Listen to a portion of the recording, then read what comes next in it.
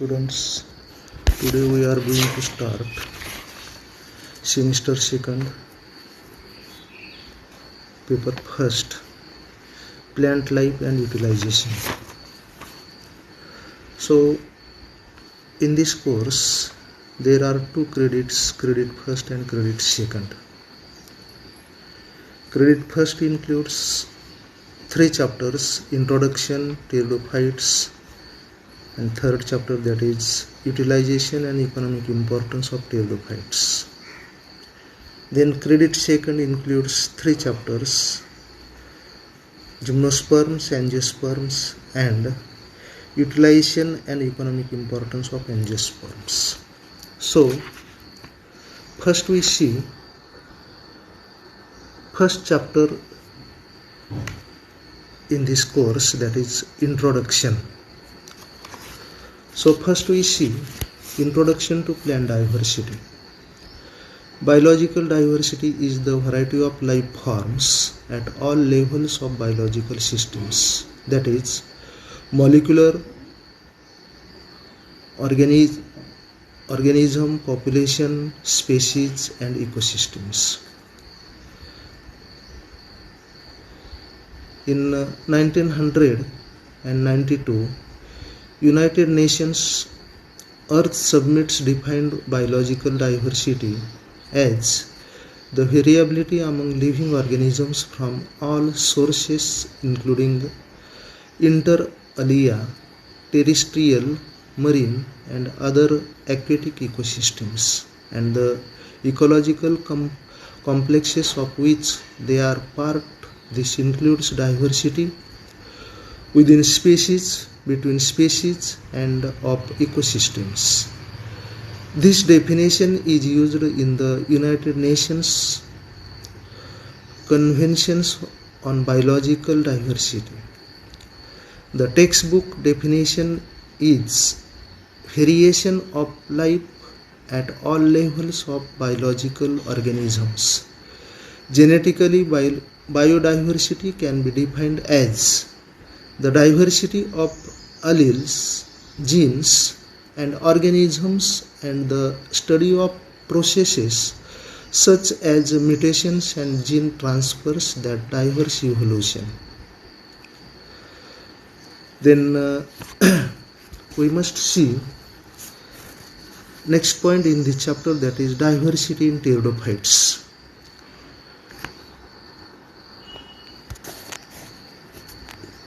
Pteridophytes are regarded as vascular cryptogams as they have well developed conducting systems, that is plants with xylem and phloem, whose dispersal relies on spores, not seeds. The pteridophytes is large group of ancient or primitive land plants with worldwide distribution, all countries except Antarctica and most islands. Plants show diversity in their morphological and anatomical characters but have uniform life patterns. This group is represented by 10,000 to 12,000 species in the world. Based on the origin, the development of sporangia can be grouped into the 2 types: eusporangiate type and leptosporangiate type. The eusporangiate type, the sporangia are developed from a group of cells. Leptosporangiate type, the sporangia are developed from a single superficial sporangial initials. In eusporangiate forms, the sporangium is large and massive. The wall is several cells in thickness and the spores content is high. In leptosporangiate forms, the sporangium is small, the wall is one cell in thickness and the spore contents is low. Of these 2 types of eusporangiate is primitive and the leptosporangiate is advanced.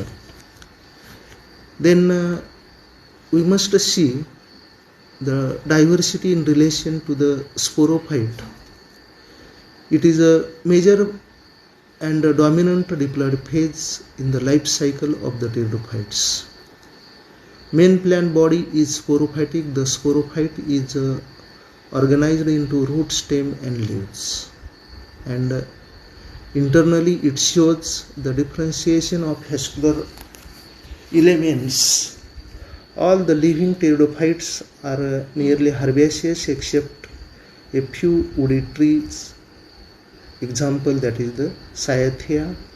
The plant grows well in damp, cool, shady places. Some members are xerophytic and some are hydrophytic.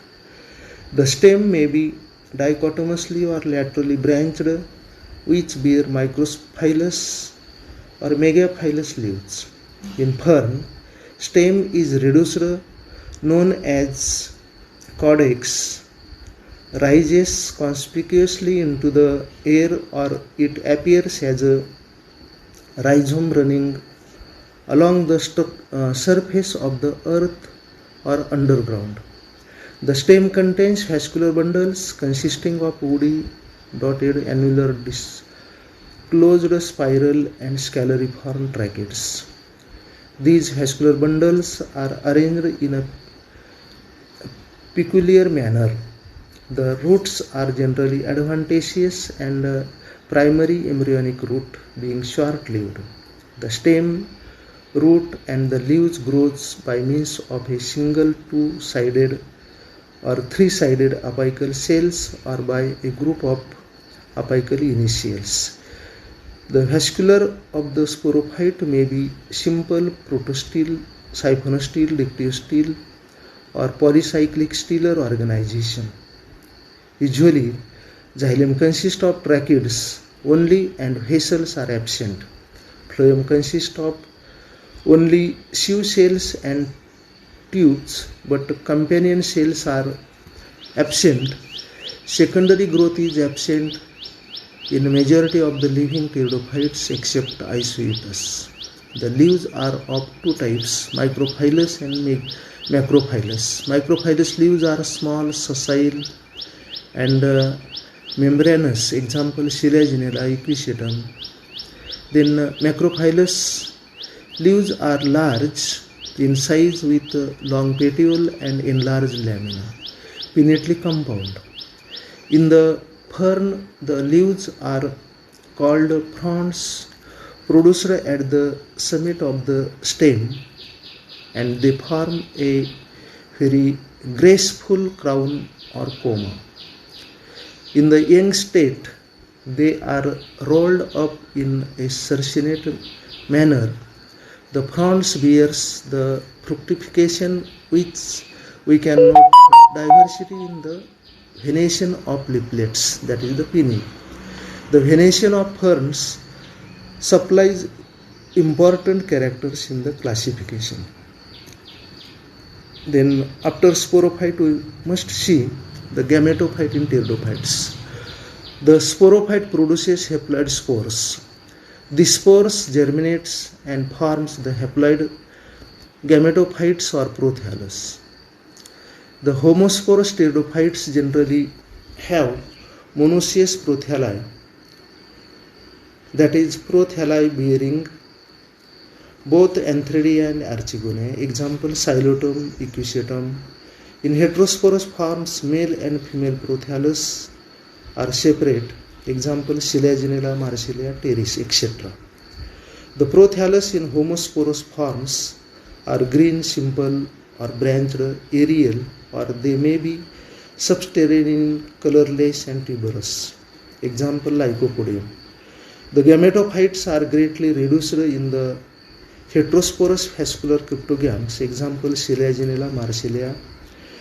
Gametophytes of homosporous pteridophytes are exosporic, while those of heterosporous pteridophytes are endosporic. Gametophytes initiate within the spores. Okay.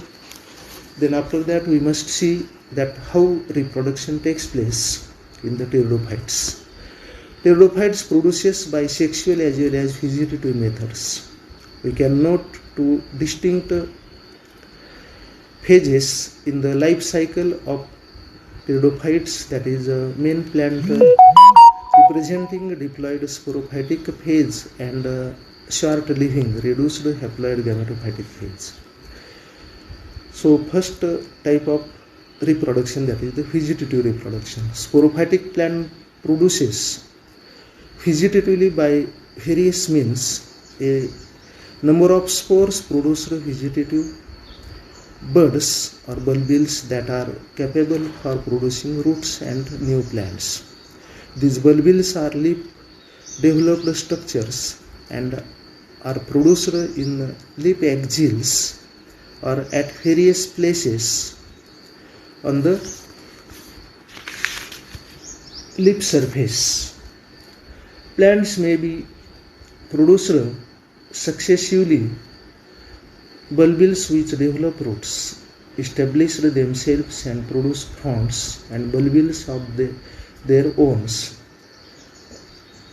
Then sexual reproduction. It is a characteristics of gametophytic plants. Sexual organs are produced on prothallus superficially or remain embedded in the gametophytic tissues. Sex organs are multicellular, developed on one and same thallus, that is monoecious, or on two different thallus, that is dioecious.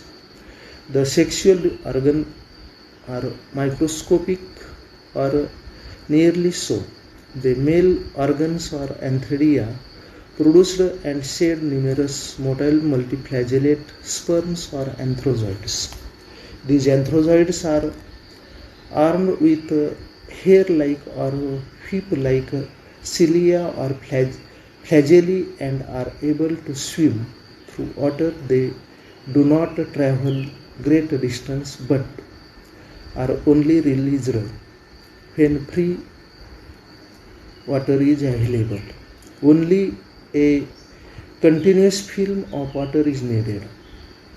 The anthrozoids are chemically attracted to the developed flask-like female organs, that is archegonia, where fertilization of the single egg cell embedded in each archegonium takes place. On a given prothallus, in some species the antheridia sometimes mature before the archegonia to reduce the risk of self-fertilization. Okay. Then next point, that is the phanerogams. Plants are well adapted to the land habit and they are herbaceous shrub or trees. These are seed-bearing vascular plants, so called as spermatophytes. Seeds are naked or enclosed inside fruits. The plant body is sporophytic, which produces spores within the special organs such as microsporangia, that is pollen sacs, and megasporangia, that is ovules. The gametophyte is very much reduced and complete its life on the sporophytes. Plants are heterosporous. Pollens or microspores are produced in microsporangia, while megaspores are produced inside the megasporangia. Sexual reproduction is siphonogamous. Zygote develops into an embryo and embryo is